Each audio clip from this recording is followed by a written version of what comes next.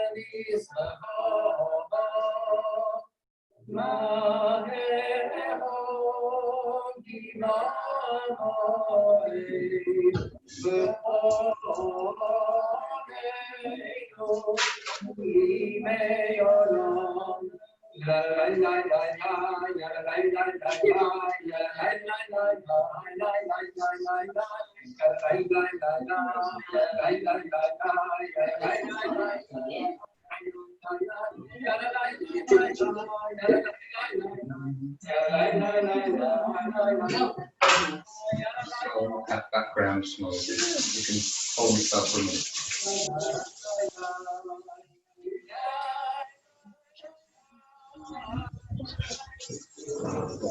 You could switch it off and make this.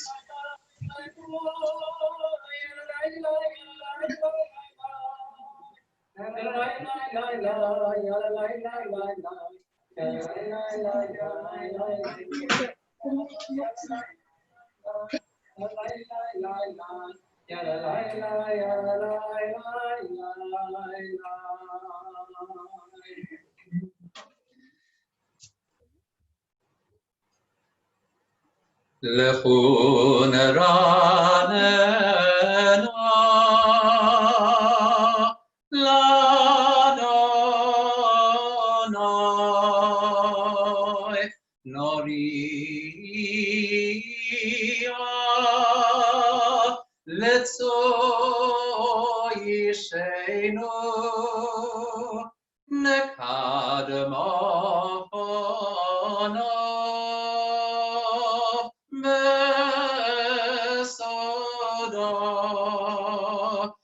Bizmiros Noriano.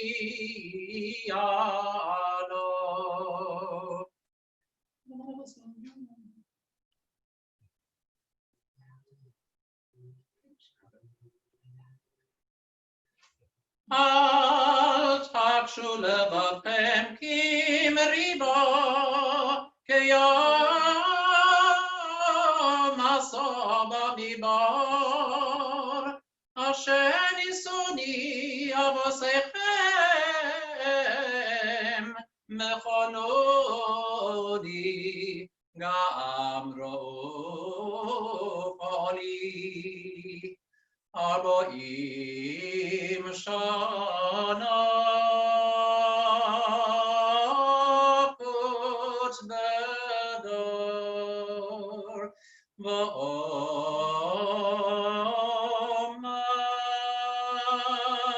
אמצו אלי בבם והם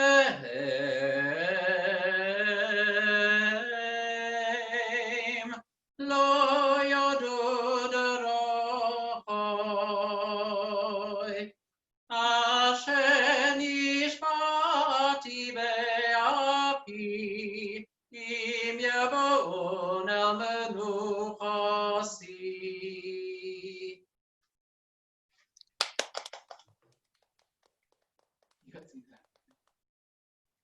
Now to carry on with Shirul Hashem, we have a pre-recorded version with the Scott family, Lisa, David, and children.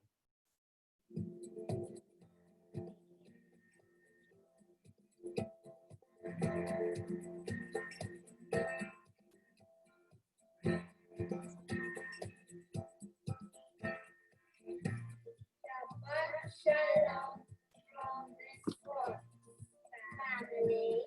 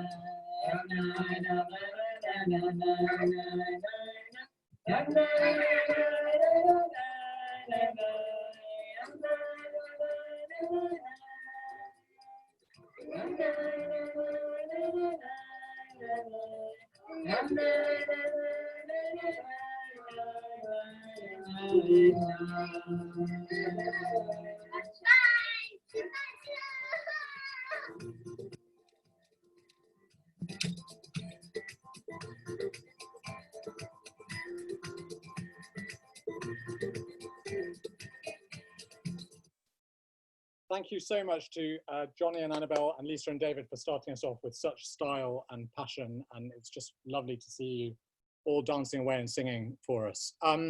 Just a brief interlude before we carry on. When we think about courage and fortitude that we've all had to show in different forms and different shapes and sizes over the past few months, I don't think anything can quite be matched by the courage and fortitude that's been shown by Avram and Anne Shapir, who many of you will know, and we're delighted to see on Zoom with us this evening. As I'm sure many of you know, Avram was diagnosed quite early on with the virus and was in hospital, sadly, for quite some time, 2 separate visits to hospital, leaving Anne isolated. And nothing has given us a greater boost than to know that Avram has come back and has bounced back. And I went to visit yesterday to film a short message from Anne, and it was so wonderful to see Avram, and it's so great to see you this evening. So Shabbat Shalom, Anne and Avram. And Anne, thank you very much for introducing our next part.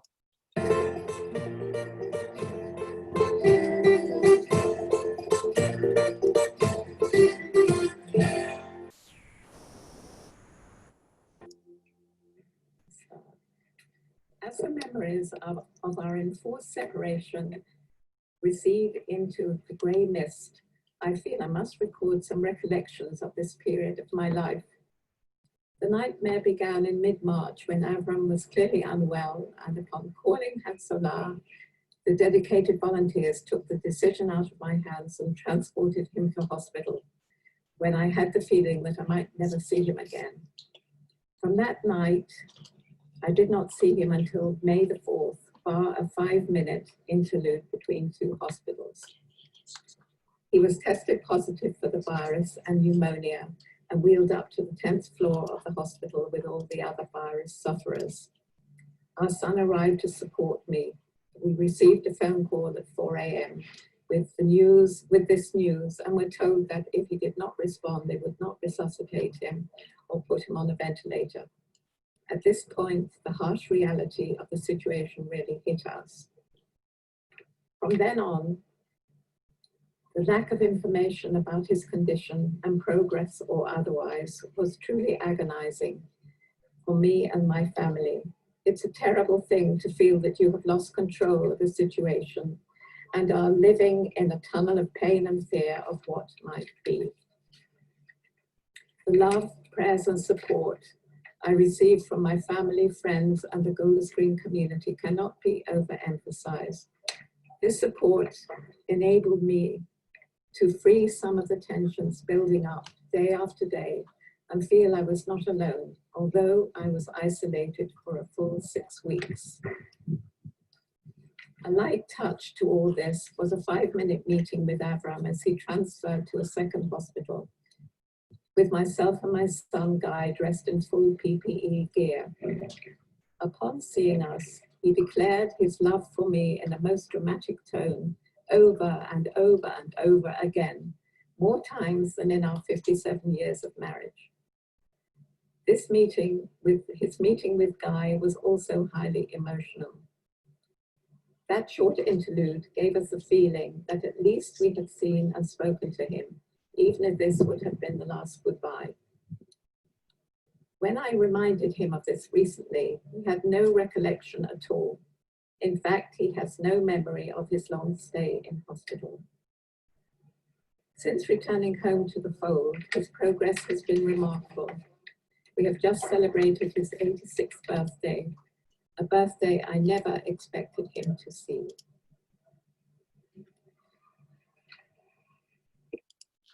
Thank you so much again, Anne, for sharing some of your experiences. And again, on behalf of the whole community, we wish continued strength and refuah shalema to Avram and continued strength to you. So moving on and picking up with Adonai Melech and then Shirul Hashem, I'm going to pass over to Gabriel Weisbrot, who will start live and then move to pre-recorded. Adonai malach tagel haaretz yismechu im rabim ואצק משם נכון פישו, שתפק סגר וכלי סביב, שרה בירו ותחתבן. אני פעלו במערתי השמן סיסטו, וכל חלמית הגדול ושולם דפס, המתאים בעדים, ישתחוו לו כל אלוהים. שמה תשמח ציון,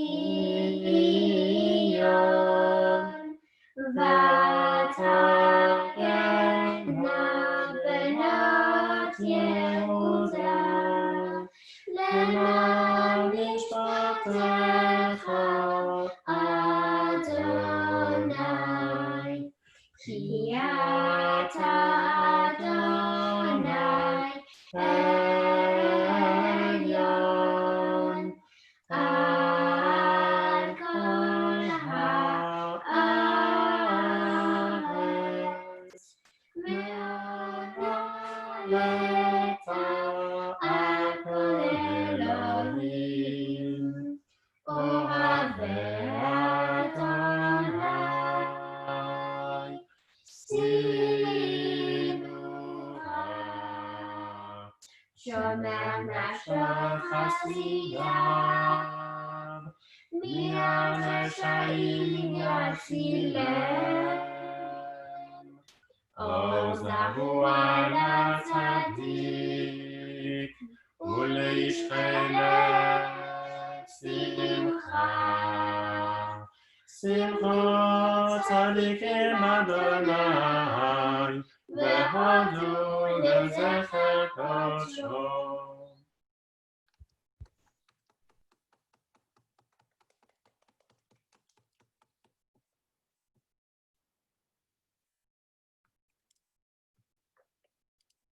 מזמור שירו לאדוני שיר חדש, כי נפלאות עשה, הושיע לו ימינו, ובואה קודשו, הודיע אדוני ישועתו, לעיני הגויים גילה צדקתו, זכת הדור באמונתו, לבית ישראל ראו כל הארץ, את ישועת אלוהינו, הביאו לאדוני כל הארץ, פסקו ורננו וזמרו, זמרו לאדוני בחינה וכל זמרה, בחצוצות וכל שופר, הביאו לפני המלך אדוני, שירם וירום לו, תבל ויושביה, נהרות ימחאוך, יחד הרים ירננו, לפני אדוני כיפה, לשפוט הארץ, ישפוט תבל וצדק, ויאמין בין משרים,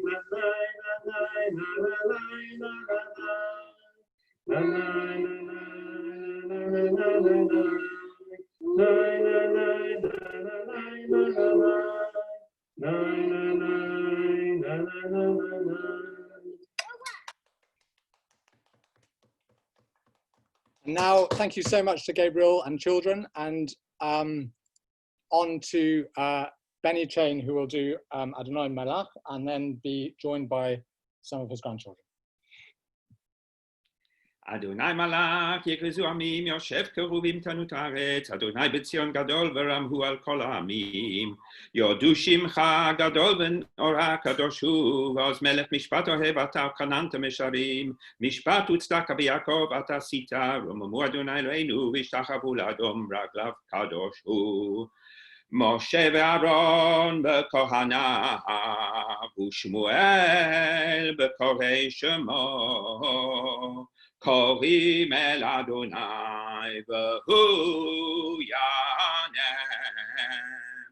בעמוד ענן ידבר עליהם, שמרו עדותיו וחוק נתן למו. אדוני אלוהינו, התעניתם, אל נושא היית להם ונוקם על ליבותם. רוממו אדוני אלוהינו, והשתחוו להר קודשו, כי קדוש אדוני אלוהינו.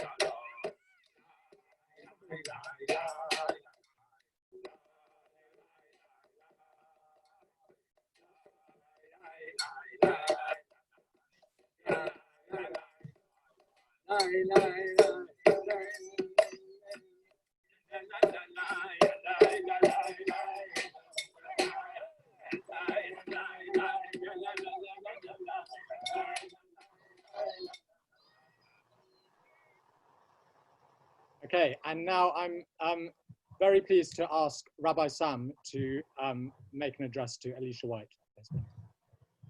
Shabbat Shalom, everybody. And again, to reiterate Joel's words, Mazal Tov to Alicia and to the entire family. Watching on Thursday night was really beautiful, and beautiful to see the love that was pouring out from you, from your family, and from the many people who are watching online and willing you on and giving you the support and the love from all around the world. I'd like to share with you an idea from this week's parasha and draw some insights into your life now as a bar mitzvah. And this week's parasha, we learn about Korach. Now, Korach is a fascinating character and quite a rich and an interesting person to analyze. And many various explanations are offered for the reason behind his rebellion. Where exactly did his mistake lie?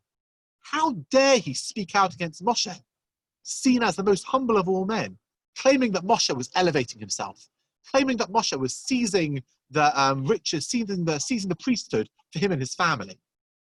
And Rashi brings it to light in a really powerful way, because he asked, Korach was clever. Korach, why did he perform this foolish act? And Rashi answers the question. His eye led him astray. He saw a great dynasty that would rise up from him. And the problem is, all of these solutions, to my mind, are only partial explanations because they fail to explain one thing. Moshe himself told Korach that if his attempt was to fail, him and his entire congregation would die. Now, however righteous your argument, however much you believe your point, however much you feel that you're being hard done by, if you're told that if you're wrong, you're going to be wiped out and destroyed, it might cause you to rethink, you might have thought. It might cause you to pause, to take a step back from the situation and to contemplate. However, it seems that Korach was so set in his ways, it's difficult to believe that this convinced him in any way. And the reason for this is quite simple, that when you've got a sense of argument in you, when you've got a heated debate at hand, and that intensity, that burning fire, that yours is right, you are the righteous person in this situation, then nothing can convince you otherwise. And the Gemara in Sanhedrin explains a pasuk from Mishlei. The pasuk in Mishlei reads, before it flares up, the fight is abandoned. And the Gemara in Sanhedrin explains, before the argument flares up, you're able to abandon it. Once it's flared up, once your passions have risen, once you're in the heat of the argument, nothing can convince you otherwise. And the Gemara in Chulin brings another beautiful point that I think really comes to the heart of this, that it says the world exists only for the sake of one who is bolem et atzmo during a dispute. Bolem et atzmo, who swallows himself, who restrains himself. Or perhaps you could read that, bolem et atzmo, who restrains his ego, restrains his sense of self, and allows reason, allows calm to re-enter a heated debate. And, we all know the Mishnah in Pirkei Avot. Any dispute which is conducted for the sake of heaven is destined to last, such as the disputes of Hillel and Shammai. And any dispute which is not for the sake of heaven will not. And that is the dispute of Korach and his congregation. And, this happens to us in our daily lives. Just this week in the office, we had a massive blowout because one person forgot to include someone else, or intentionally didn't include someone else in an email chain about an important project. And ego was flying everywhere. People were ready to, if it hadn't all been over video, I'm sure it would have come to blows at some point. And this message from Korach teaches us that if we get subsumed in an argument, if we allow our ego to dominate, if we allow ourselves to be consumed by passion and thinking about our own selves when we're discussing an issue, and we aren't able to take a step back, we aren't able to calm down, we aren't able to see the world from the perspective of the other, then it is something that's going to cause death and destruction to us and to those around us. And Alicia, you're someone who I think really exemplifies, the love of a good debate. You're someone who exemplifies that passion for getting to the bottom of an issue, of talking it through, of taking the opposing perspective, whatever that might be in a given situation. But one thing that I've always loved in our discussions around our table, be that on Shabbat or at our Pizza from Perspectives, though obviously they're on pause at the moment. We've realized that they don't work over Zoom because nobody just wants the perspectives without the pizza. But anyway, what we've learned and what I see from you, Alicia, is that your desire to debate is a deep one and a strong one. But it always comes with respect for the other person. And you always stand down and when you concede your point graciously when it comes to it, and you treat whoever it is that you're debating with respect, and you don't come to use unpleasantness in your language. And you're someone who really, I think, can grow in that regard. And I could see a formidable debater in you, a formidable, whichever path you choose, maybe be following in the path of your father as a barrister, or your grandfather as a one of the leading educator, whatever it might be, however you channel that desire for debate and for discussion. I know that you're going to do that l'shem shamayim, always with empathy, always with respect, and learning from the lessons of this week's parasha. Please God, I can see that this is something that's going to be an incredible nachat to your family, to the entire community. And we're very proud to have you as a member of the youth and as a member of our community. I would now generally present you with something. Obviously, we'll do that in person. Please God, drop something around as soon as the Sfarim shop that we normally go to reopens, and we can present you with a siddur. But I just wanted to really say how much we enjoy having you as part of our discussions and our debates. And please God, may that continue for many years. Always l'shem shamayim. and building on the Torah and others and building it up rather than, God forbid, ever tearing things down. We wish you Mazal Tov. Hadassah sends her love and wish Mazal Tov to you and all your family. It's now my pleasure and my honor to introduce Alicia. Thank you. Yeah, well, I'm already unmuted. You are unmuted, yes. Yeah. Okay, I'm just going to start. Thank you for inviting me to participate in this community Kabbalat Shabbat. This is not how I thought my bar mitzvah would be, but at least it's lovely how Zoom is able to connect us the way the Torah connected Jews for so many centuries. And I don't know if you knew that the Zu in Zoom stands for Zayin Vav in Hebrew, whose numerical value is 13. In other words, bar mitzvah. So thank you for inviting me to speak to you on this special day in these special circumstances. When I began studying for my parasha, I had no idea it would be so relevant to so much of what is happening around us. One of the big questions that people have been talking about is leadership. How do you lead in difficult times? What qualities of character do you need? What is leadership about? Those have been the questions that have been discussed and debated throughout the coronavirus pandemic and the health crisis, economic crisis, race crisis, law and order crisis, and educational crisis that followed in its wake. The story of Korach is a particular crisis in the lives of the Israelites as they journey across the wilderness towards the land of Israel. Last week, we read about the 12 spies and about the people losing faith in their ability to conquer the land. The result was that they were destined to spend 40 years in the wilderness. And the people who left Egypt, they lost their chance to ever enter Israel. This was what provoked the crisis. Korach and his supporters challenged Moses. They said he hadn't done what he said he would, bring the people to the land flowing with milk and honey. Korach had belonged to one of the senior families of the Levites. He thought that Moses was guilty of favoritism, of awarding the high priesthood to his brother Aaron, whereas he should have given it to him, to Korach. Korach was not alone in his bid for leadership.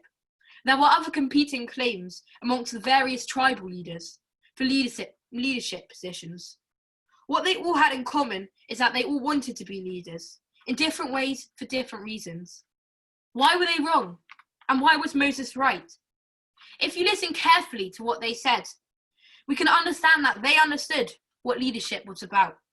They said to Moses and Aaron, "Why do you rate yourself above the Lord's congregation?"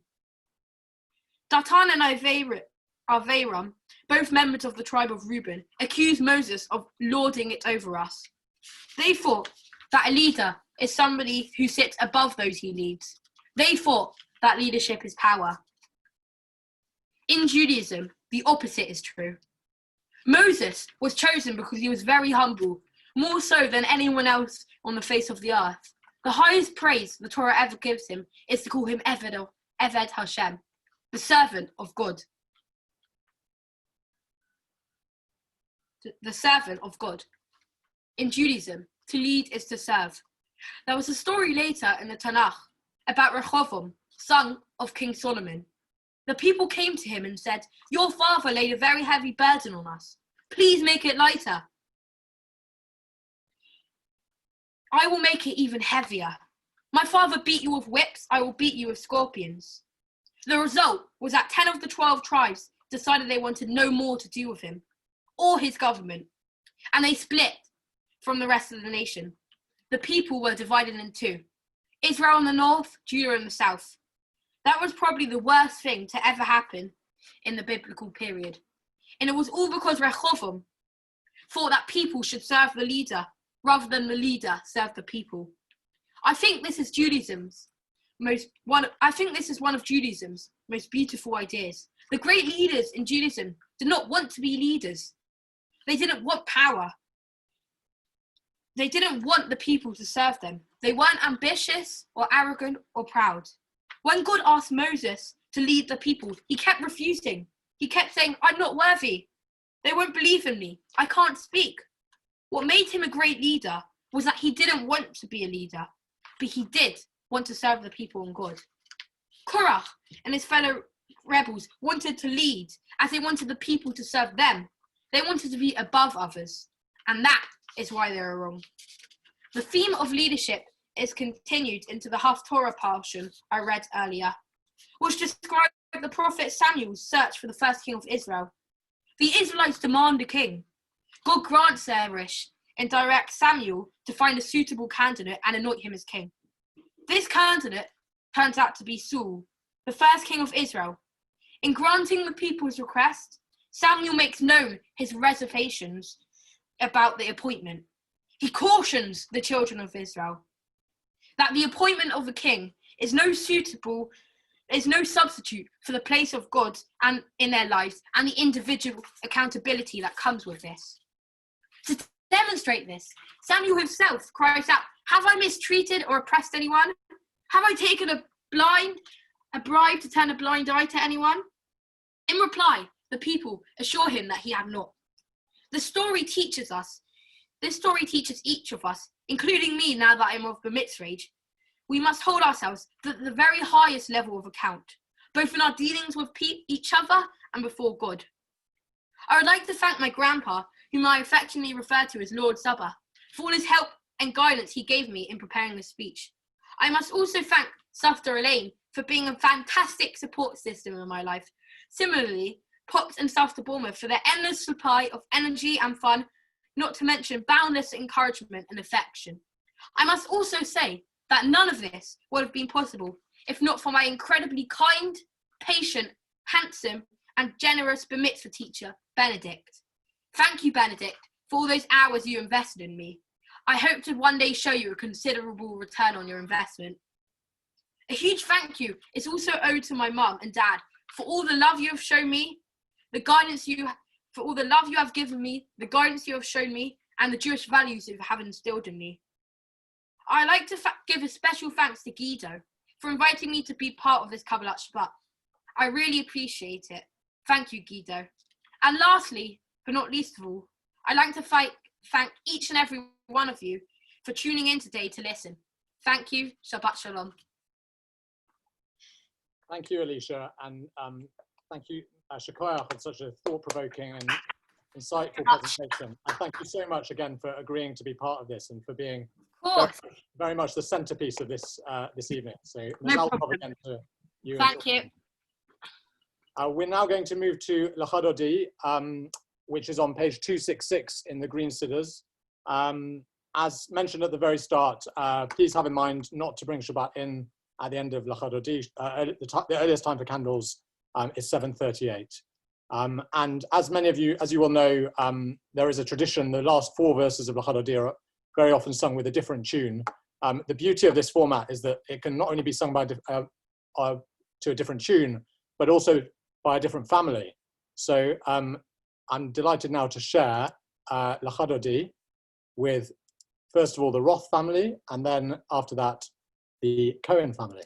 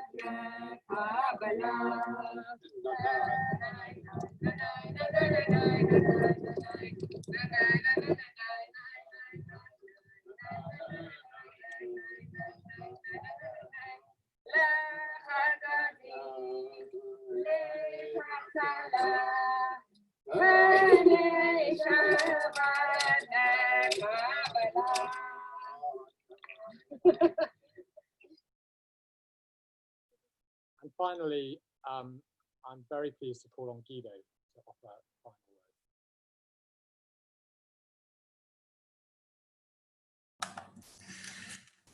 words. First of all, I would like to thank everyone who contributed. I mean, I know I drove you all crazy with my emails, but I'm sure, I mean, I think it's worth it, and I hope you all thought it was worth it, and I hope you all enjoyed it as well.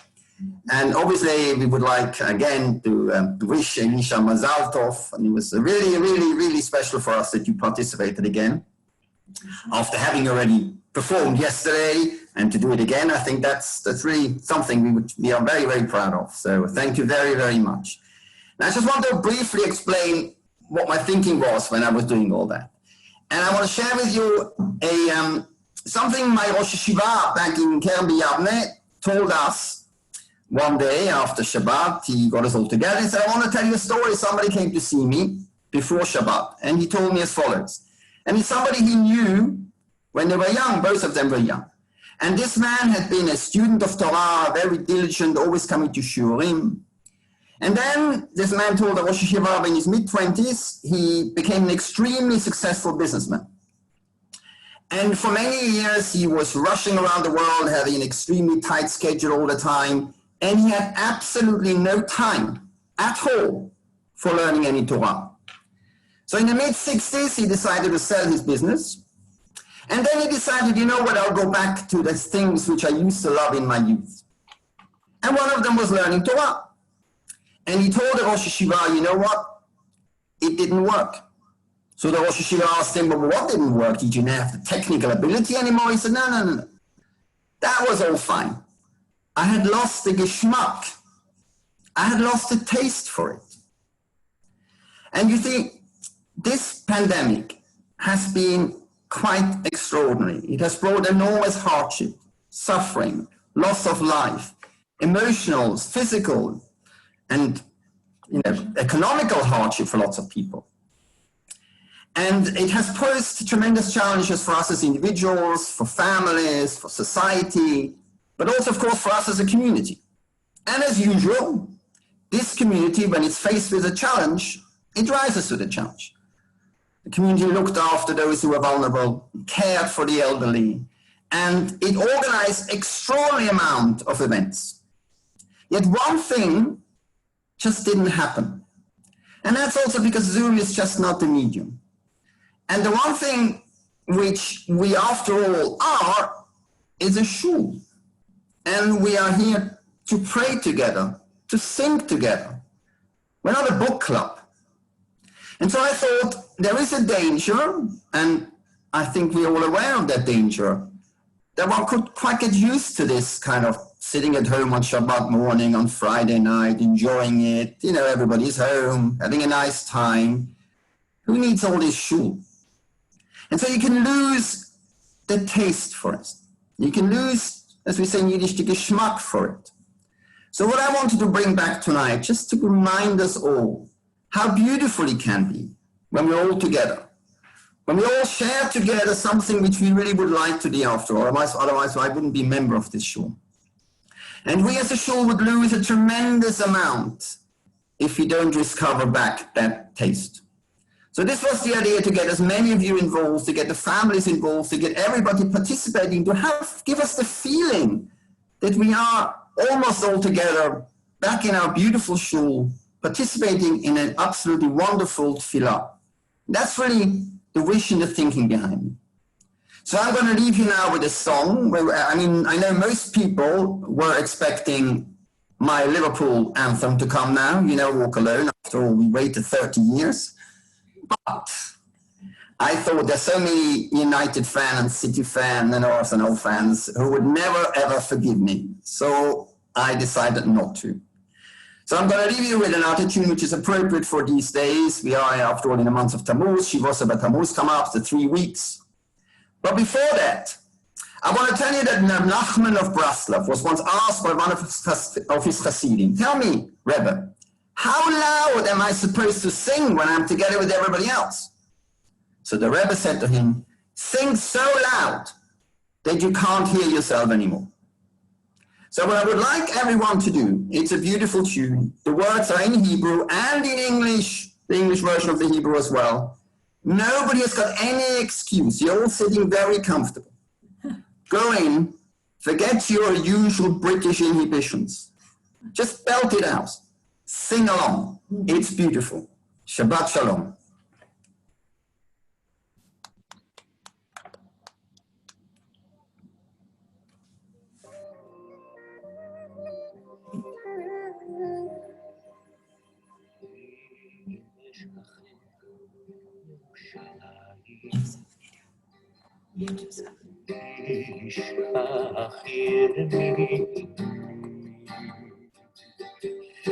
ידבק לשוני, הולך איתי, אם לא אזכרכי. אם אשכחך ירושלים, תשכח ימיני. ידבק לשוני, הולך איתי, אם לא אזכרכי. אם לא הלב, אם לא הלב את ירושלים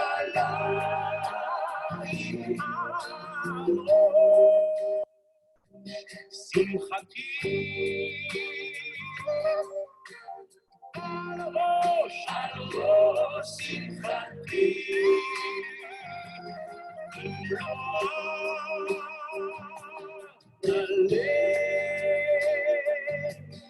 אם לא הלב את ירושלים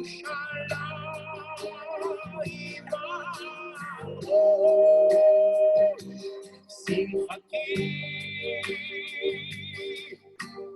על ראש שמחתי.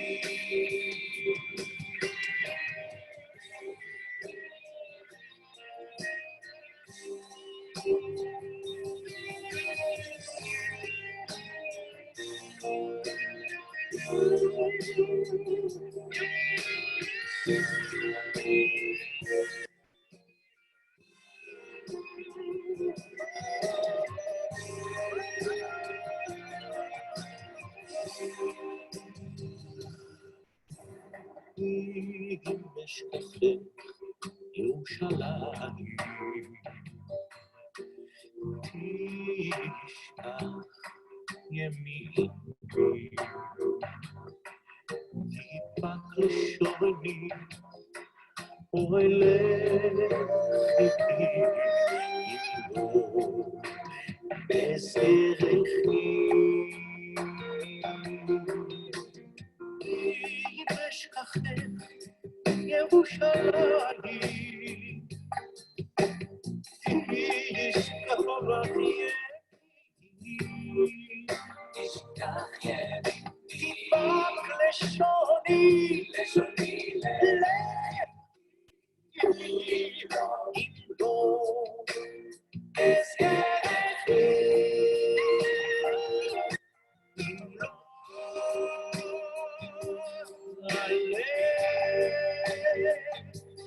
אם לא הלב את ירושלים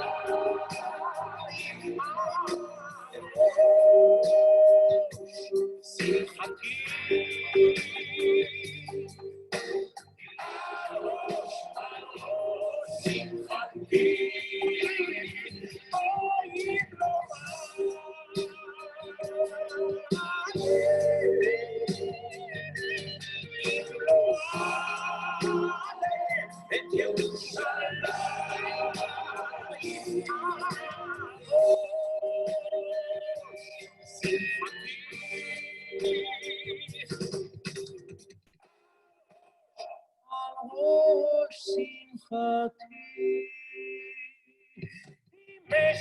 Yerushalayim, Yerushalayim.